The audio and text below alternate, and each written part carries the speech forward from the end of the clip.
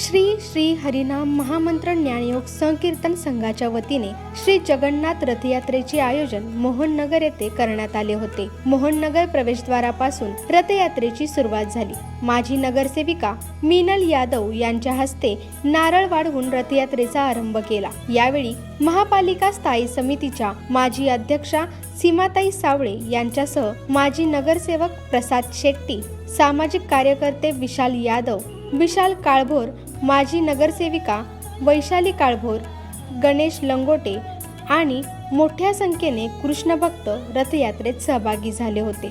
भक्तांनी सर्व चौकात रथयात्रेचे उत्स्फूर्त स्वागत केले। टाळ मृदुंगाच्या गजरात हरे कृष्ण हरे राम असा अखंड जयघोष होता। मोहननगर येथील गायवासरू चौक, गणेश मंदिर, क्रांती चौक, महापालिका शाळा, शिवाजी महाराज पुतळा आणि नंतर महादेव मंदिरात समारोप करण्यात आला। प्रखर हिंदुत्ववादी मिलिंद एकबोटे यांच्या हस्ते आरती आणि नंतर महाप्रसाद होऊन यात्रेचा समारोप झाला।